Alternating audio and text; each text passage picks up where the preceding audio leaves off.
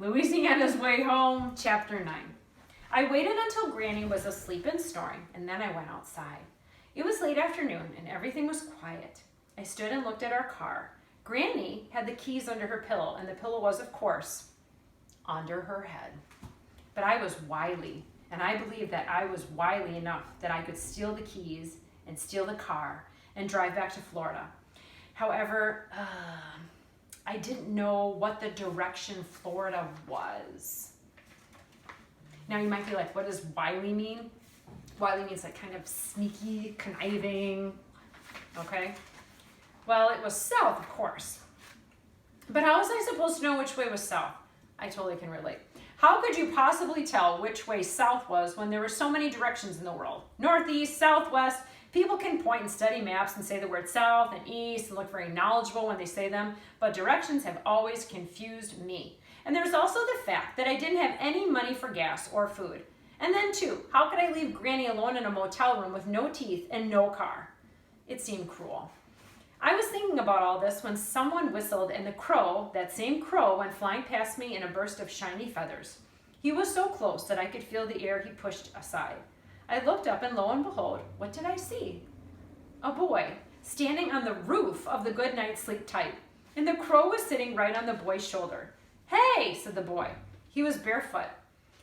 He had on blue shorts and a white t-shirt, and his hair was cut so close to his head that it was bristly and shone in the light. "Hello," I said back. "You know that vending machine in the office?" "Yes," I said. "I seen you staring at it earlier." So I can get you any old thing you want out of that machine, anything at all. All you got to do is name it."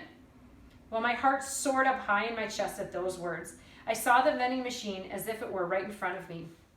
It glowed with all kinds of special objects, ballpoint pens, cheese-filled crackers, candy bars, rain bonnets, each one of them giving off its own special light. "My goodness," I said to him. "Anything you want," he smiled. He looked like a pirate standing up there with the crow on his shoulder.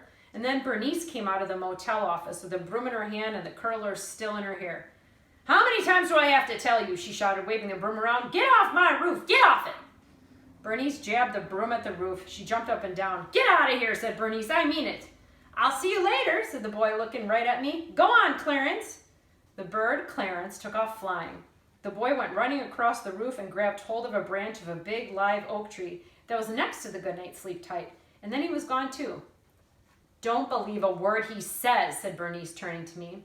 But it was too late. I believed him entirely. I believed everything about him. I couldn't wait to make my selections from the vending machine. And then two things struck me at once. The first thing was that I knew the bird's name, but I did not know the boy's. The second thing that occurred to me was that I felt hopeful.